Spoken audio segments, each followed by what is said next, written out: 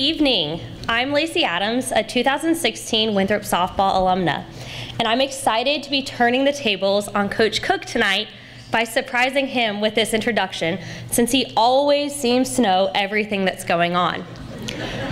I get the pleasure to introduce one of the best men I know on behalf of more than 500 other players who have had the privilege of calling him coach here.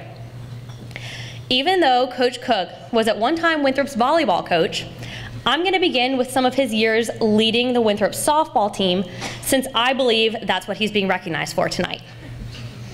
He led the team for 29 seasons from 1990 to 2018. In that time, he won 4 Big South championships and was awarded the Big South Coach of the Year 3 times.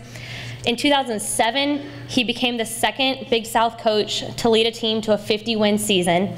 No one in the conference has done this since. Coach Cooke is first in the conference for both all-time victories with 757 and conference wins with 217. All I can say is wow. Beyond his own stats, Coach Cooke is highly respected by his peers. Big-time coaches like Lou Harris from Georgia, Tim Walton from Florida, Patrick Murphy from Alabama, the Weekleys at Tennessee, and the coaches I currently work for, Bev Smith at USC, all respect Coach Cooke and speak very, very highly of him. When I told the coaches I needed today off to be here, they were elated and beyond excited to hear Coach Cooke was going into the Hall of Fame, and spoke of how deserving he is of this. While playing at Winthrop, it was like we were honorary members of the SEC, playing more than half of the conference in my time here, including 2 defending national champions. For Coach Cooke's final year, some of the SEC coaches even brought their squads here to Terry Field for midweek games, which is unheard of for them, as a final sign of respect for him. Though Coach Cooke has some impressive stats and friends, I'd like to highlight some of Coach Cooke's other qualities that have made him a Hall of Famer to all of his girls. Coach Cooke has very clear-cut priorities that he not only lived by himself, but also instilled in his players. These priorities are: first, your faith and family; second, academics; and third, softball. These priorities set our team values and were made very clear each and every season. I've learned with some time, though, that these priorities weren't just for our college softball careers, but were also guidance for our lives. We were always in Coach Cooke's top priorities. He genuinely wants what's best for us and would do absolutely anything for his girls. If we needed anything, we always knew we could call on him. Whether it was 2 a.m. with a flat tire, or you needed someone to jump your car over Christmas break so you could drive home, not only was Coach Cooke going to show up at a moment's notice, but he was going to go a step further and call and check on you in the coming days to make sure that you got that dealt with. No matter how big or small, what time of day, Coach Cooke was always, without fail, and still is, here for us. It was clear that we were a priority to him, but even more, he treated his players like family. This program draws players from across the state, the country, and even throughout Canada. Families are willing to send their daughters many miles and hours away from home, trusting in this family. Coach Cooke proudly calls himself my South Carolina dad. So much so, he has even had a player's boyfriend ask him for permission to propose. He, Miss April, and their sons have graciously opened their home to us for holidays.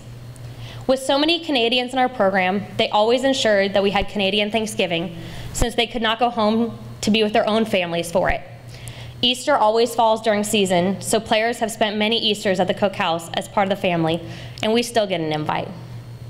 Winthrop softball is not family by coincidence. It's because of Coach Cooke's genuine care and concern for us.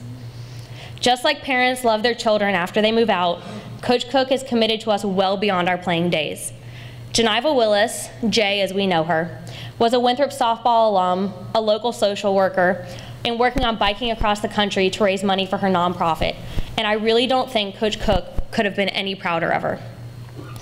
Then after Jay unexpectedly passed in the spring of 2016 on her biking journey, it became his personal mission to ensure that our hitting facility would be named in her honor. Coach Cooke hates to ask for help, and even more to ask for money. But for Jay and what he believed was the right thing to do, he was more than willing to go out on a limb. Our facility has successfully been named in Jay's honor, thanks to Coach Cooke's hard work. While the family nature of our program was clear during my time here, one thing I wish I had gotten to appreciate more while I played for Coach Cooke is how much he truly values each of his players. After spending time working with players at different levels and witnessing the pressures they both feel and perceive, I'm grateful that I never had to question my worth on our team. Let me clarify, I was never the starter, but I never once questioned my worth or my value to Coach Cooke. I find it incredible that in a position where your job's to win, and let me tell you, Coach Cooke always wanted to win, that he could separate the desire to get the most from his players from who we are as individuals. Coach Cooke, while pushing us to be the best players we could be, values who we are and what we bring to the world beyond just the softball field. I know, even with limited playing time, that Coach Cooke valued me and built up my own worth and my own self-image for life through just 4 short years here. I cannot think of a better or more important quality in a coach. Since not everyone here got the pleasure of knowing Coach Cooke like his players, I'd like to wrap up with a few lighthearted Coach Cookeisms. First, Coach Cooke is colorblind. This makes it increasingly difficult to get gear ordered in the same shade of garnet. It means that he might show up for practice or a game wearing different shades of garnet on garnet, or navy instead of the black he thinks he's wearing. Second, if you're on time or only 5 minutes early, you're late. Coach Cooke is a firm believer in 15 minutes early is on time, and many players over the years have learned that the hard way that that's not an ideal, it's a reality here at Winthrop softball. Now, as a graduate assistant, I beat most all of the players and sometimes even the bus for road trips.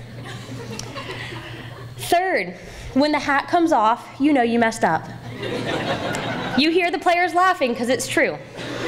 For example, if you were unsure about the last sign and you decided to go for it anyway because you were pretty sure, and you turned and looked down the third baseline and the hat was off and he was shaking his head, no words are needed.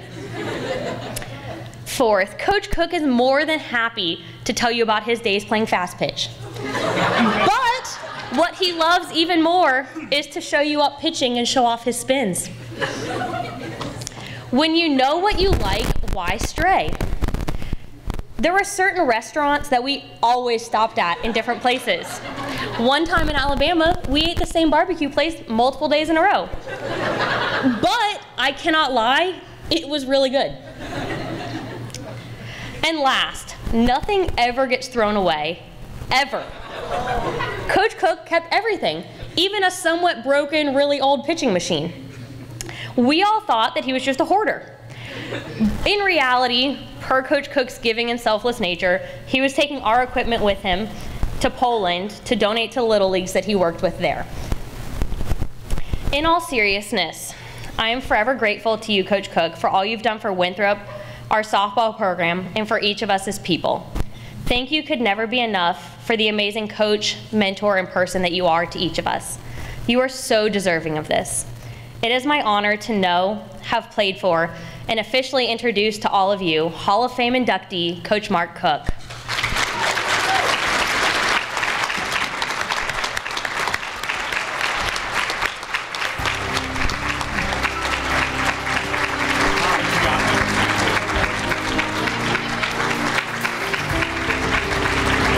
She got me.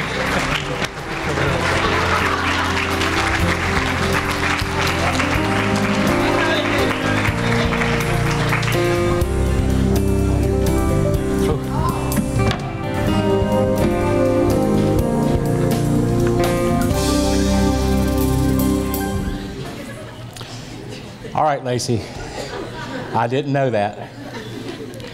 They don't realize that being old and around a long time, you understand what they're going to do and how they're going to do it. The professors here were great about helping me keep up with my players. So for her to do this tonight and me not know about it is really unusual.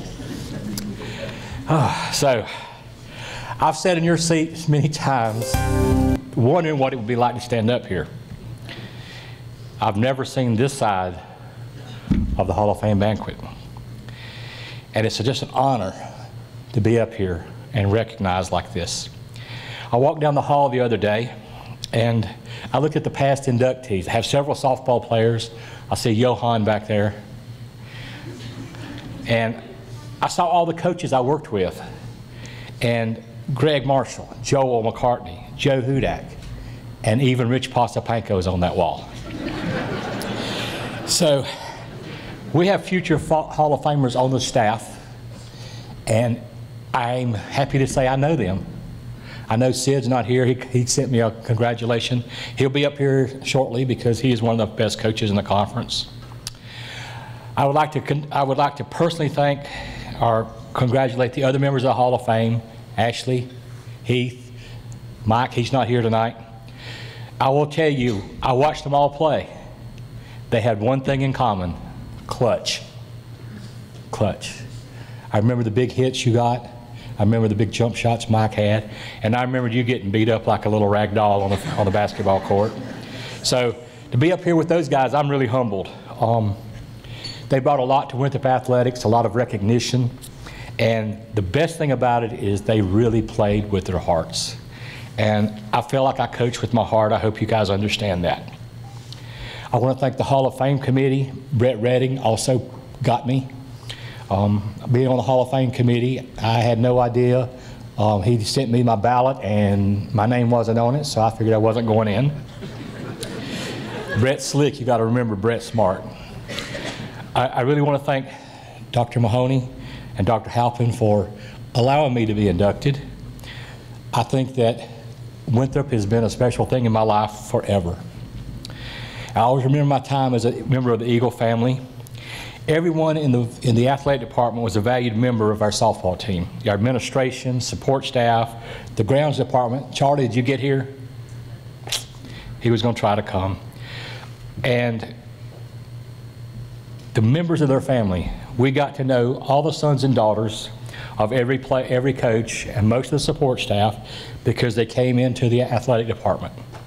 And there's an old saying, it takes a village to raise a child. In my world, it takes an athletic department to raise a child. My two sons are a testament to that. I'll get to that later.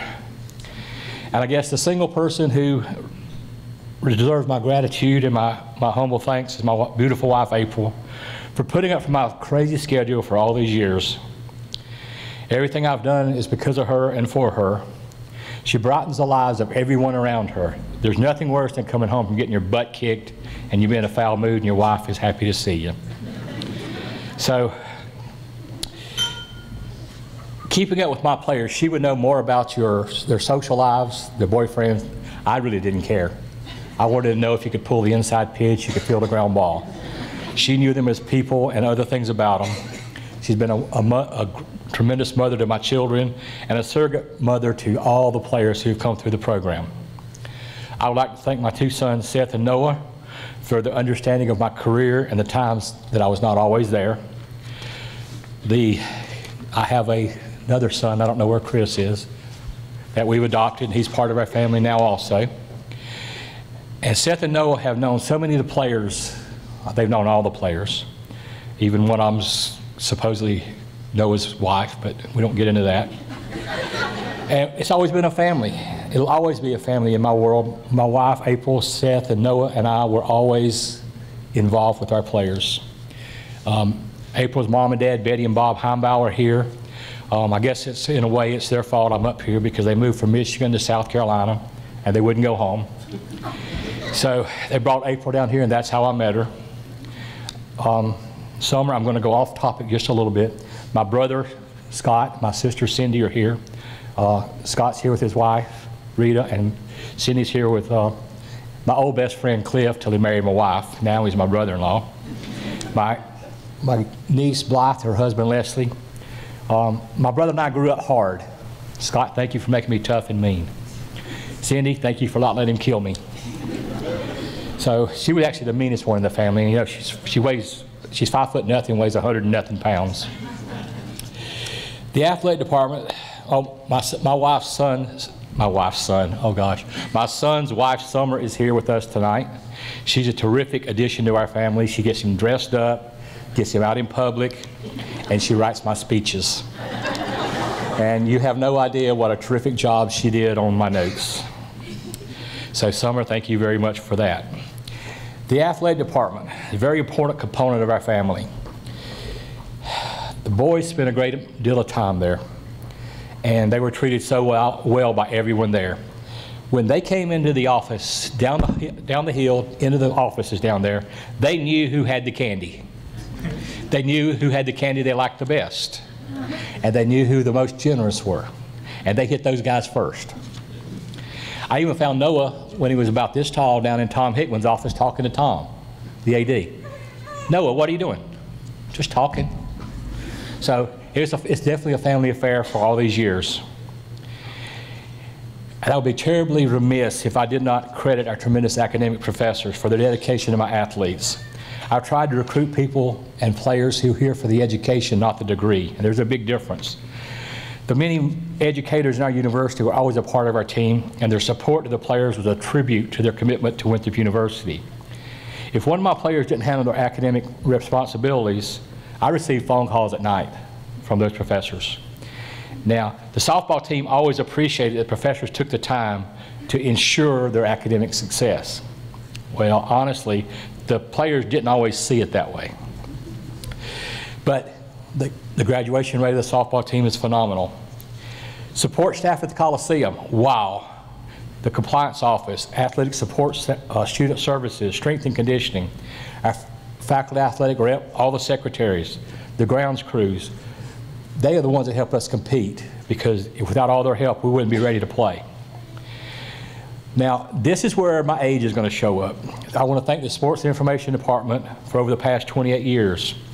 When I began my career, Jack Frost and Sam Copeland were the first two SIDs. We kept up with stats with a calculator. Then came the internet. When I took the job here, no one had a computer in the athletic department but me. And now look, if you get on the internet, look at all the coverage we get from all the staff we have now. Training room deserves a high five. We've always had great graduate assistants, and Jeff Lahr has provided us confident people to keep our players on the field.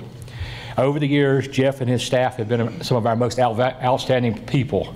I'll give Jeff a big thanks, because everyone over the years, he took great care of my players, and he never missed a diagnosis on any of my players. As a matter of fact, we played South Carolina. They were #2 in the nation, and he taped my right fielder's left knee up. She was not allowed to play unless she didn't run, so she stood in the corner in the outfield. South Carolina, we were staying 0-0 in the 5th inning. The coach just figured out our right fielder couldn't move, and she had everybody hit the ball to right field. The game ended that inning. So thanks, Jeff. You did a great job. I would like to thank our previous AD, Tom Hickman. You heard I was a volleyball coach. Well, Tom's first official duty as the AD was to move the volleyball court from the side court where they practice to the middle of the floor. And that to me showed that he had an interest in all sports, not just one. Tom, I was just your second hire. Pasapanko was your first hire. Thank God you're smart enough to know if you don't get it right the first time to try again.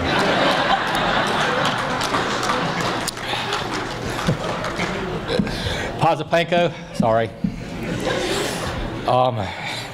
Tom was responsible for many of the improvements. When I got here, there were fences for the field and nothing else. Our first dugouts were ropes. That's so I could keep the players in one place. Then I had to put a fence up to keep the parents out. And then I had to put concrete walls up to keep the parents from talking through the fence. And we had Martha Hainsworth, who was giving my players donuts during the game. Now, she would give 3 dozen donuts every game, and nobody ever ate a donut. At the end of the game, there was not a donut to be found, except for the white around their lips. I could tell who had them. So it was nice that Tom has always looked out for us. He never gave me everything I wanted, because I wanted a lot, but he gave me everything I needed, and I never went to him a single time without getting what I needed. So thank you, Tom. I appreciate that. That's just one of the great things about what I can tell you about that. Another person is Charlie McDonald. There were nights that we had a game the next day and it poured down rain, and you go out there and the water was that deep on the field.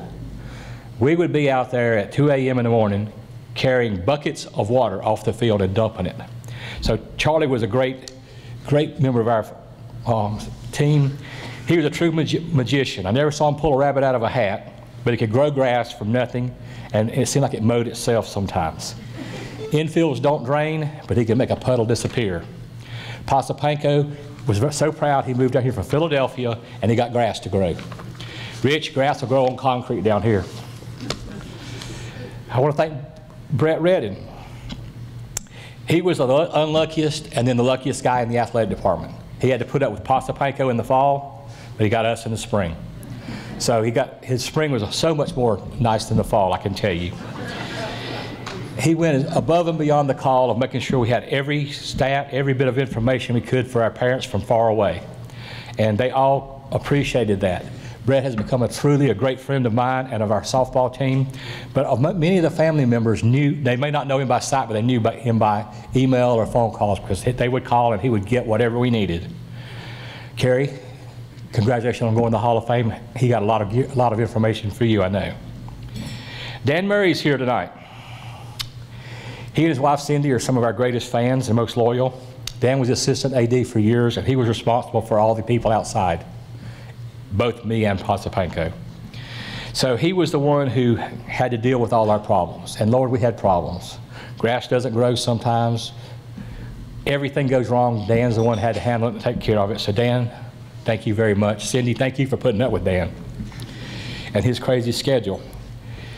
Coach Marshall is not here tonight, but I'll have to say he allowed my son to call him Coach Marshmallow.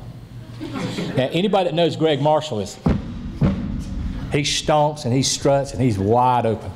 Noah called him Coach Marshmallow, and there was nothing he could do about it.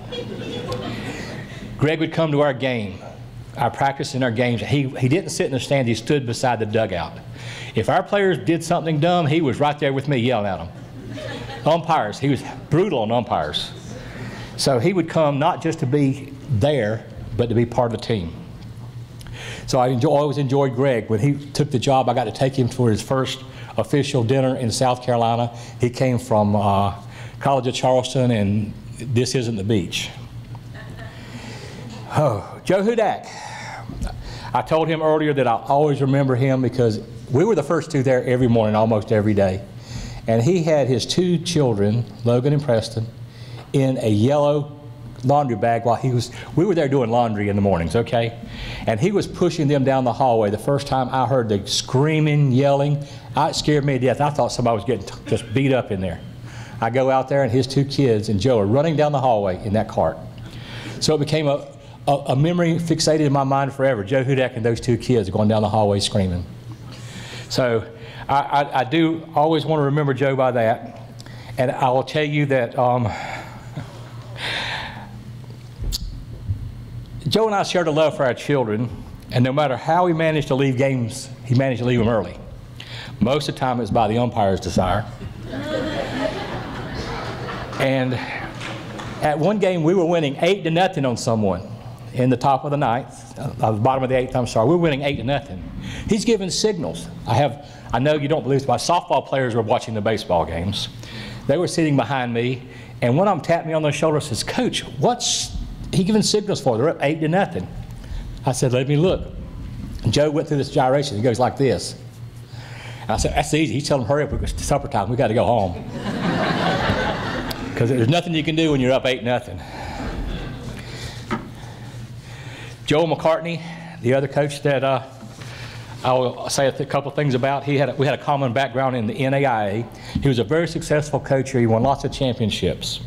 But I will tell you this, the day his first child was born, the grin got bigger than anything I've ever seen. And he went from being a hard-nosed, tough, wide-open coach to being a great dad. And nothing could ever bless that guy more than having those children. Rich, I'm sorry, but that brings me to you. When I took the position here, Rich had inherited from the former coach who was a softball coach, all the files. And Rick is a very, very particular person. He filed all my records for me in the trash can. So when I arrived, I had no idea who my team players were, what the schedule was, or anything. Thanks, Rich. So Rich's desk had to be just so. you have to understand, I think he took measuring tape and it had to be this much. I got an insane pleasure out of moving stuff on his desk. I would move it maybe an inch and turn it crooked just a little bit. His record is 8 seconds from finding out that I'd moved something. So that was one of the few things that I really liked about it. And for some reason, my sons adored him. I don't understand it. Seth is his computer guru now. Seth has been his computer guru since Seth was 4. He passed Rich's computer knowledge when he turned 4. And my youngest son, Noah, would come to see Rich before he would come see me in the Coliseum. I don't understand. I finally figured out they like loud and obnoxious. Seth used to want to come to the Coliseum to see what color your hair was, Rich. My favorite saying to Rich is, you can paint a 55 Ford, but it's still a 55 Ford.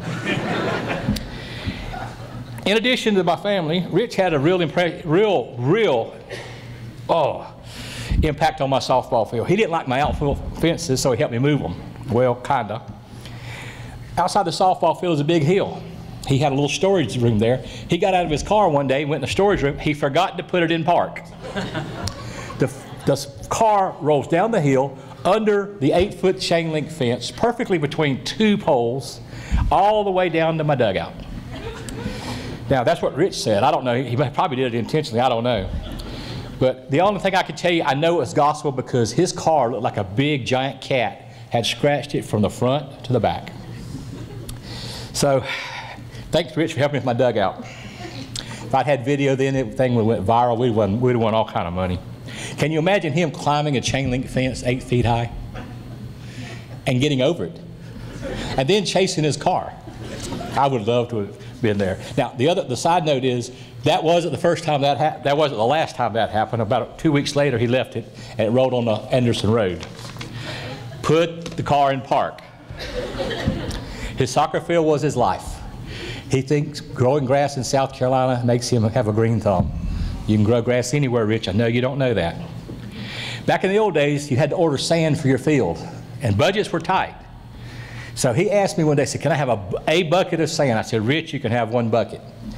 I go back out there, and half the sand is gone. Now, we're in season. He's just doing his thing on the field. So I really told him, I said, you know, Rich said, I put all that stuff in there to kill grass. So I hope he got a real thrill out of thinking about he put stuff to kill his grass on his field. I always threatened to put corn on the field and call the geese. Never did. Should have. And in Vernon, thank you for all your support to our athletic department, our softball team and the athletic department. You're a very valuable member of our team and our family. They travel with us, they eat with us, they share our special moments. And Vernon has his ring on tonight, thankfully. And they have been an anchor for us. I use that term just for you, Vern. I know they don't have anchors on submarines, but I just want to let you know. And they've maintained many friendships over the year with the parents and the players. And their involvement with the softball team has led to a level that has never been bestowed on anyone before. They have a member of the Hall of Fame now. So I'm happy to join them up here. I never knew if they were there or not, but a player would always say, hey, Ann and Vernon are here, the Terrys are here. So Ann was always socializing, being a very nice person, and you know, the other ones yelling at the umpires. So my coaching career has become a complete circle now. My first team I ever coached, I coached players from Coach Gary Adams at Crescent High School.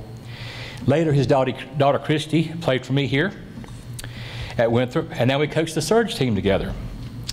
One of the first members of that softball team I had was Christine Yon. She played for us for my first softball team. And my first college coaching job was with Vicki Korn. Vicki, did you leave? Oh, you just changed tables. And a few years later, her daughter plays for us here at Winthrop. So she's now the assistant coach at Gardner-Webb. So it's come a full circle. And that's what this game is all about. My conclusion tonight is to give the real honor. And I will accept this award tonight for my players. They are the ones that got me up here, not me. Their heart and soul, their athletic ability, and their desire to be great got me up here. And I am so shocked. I'm holding back tears because my brother made me tough. Because all the players here, I see so many former players from a long time ago, from not too long ago, and from current and future here tonight. So I just want you to know, over my career, the players got me up here. We have beaten 4 nationally ranked teams, including at the time, number 9 Tennessee. We beat them and they become number 8. Never understood that. Thought it was pretty nice though. And we challenge our players every year with the best schedule I could find to prepare them for life. They'll tell you that playing against Alabama, we've lost to them 1 run in the bottom of the 7th 2 times when they were both nationally ranked, once when they were the national defending champ. There's nothing more satisfying to have 3,500 people quiet, okay? And then that last lucky hit they get, they go crazy. But we challenge them to do the best they can because life is hard. There were many great times here, but there's also been difficult times. As you heard, I coach volleyball also. We lost Christy Curtis a few years back, and then we lost Geneva. And those were the hardest things I've had to deal with, is the loss of those 2 young ladies. But it brought the players closer together, made them understand they had a bond that could never be broken. Thanks to Dr. Mahoney and Dr. Halpin for their assistance. Pete Maroney and his wife Meredith were very instrumental in helping us that. Pete's the only one that, he's the only one that knew her personally. Dr. Halpin and Dr. Mahoney did not know her personally, but their dedication to helping me get that will always be remembered, that they busted their fannies to help me get that happen. And I appreciate that very much because that young lady was very special, and naming the building after her is very, very important. And I can only tell you that's been a godsend to have people like those guys backing me up, helping me get that done. That was one of the last things I really wanted to have accomplishment here at Winthrop. And through the years, I've been blessed with so many wonderful young ladies. I know that the good Lord's watched over me. Joe, I know you started out with your religion at the first. I'm going to put mine at the last. The good Lord has been very good to me. Jesus Christ has made sure I've had some great people. Thanks, Jack. And I want you to know that these kids are out there. They're not out there doing anything except, we have doctors, lawyers. We had a vet. We had a lady who became a doctor. Now she's a vet. I guess they didn't talk back to her. I don't know. We have people in the FBI. We have so many teachers, so many business people out there. I'm so proud of each and every one of them. I always stressed role, respect, and discipline is our mantra, and I was rewarded with athletes who truly believed in it. One of my favorite sayings that Coach John Wooden of UCLA once said, what was said about him is that he lived out the principle that the fruit of a great leader grows on other people's trees. I hope in some way tonight you guys understand that's how I feel about these young ladies. I'm humbled and I'm proud to be up here tonight. I had 3 goals: not to get food on my clothes, not to trip when I came up here, and not to trip going down. So as I leave tonight, I just want you to know I'm very humbled. I'm very proud to be up here. It's going to be nice to be on the wall in the Coliseum. Everybody walks by and sees me. And I want you to know that I hope I left an impact on every player and every person I came around, because they left an impact on me. Lacey, thank you for a wonderful speech up here. I'm very proud of that, and thank you for your attention.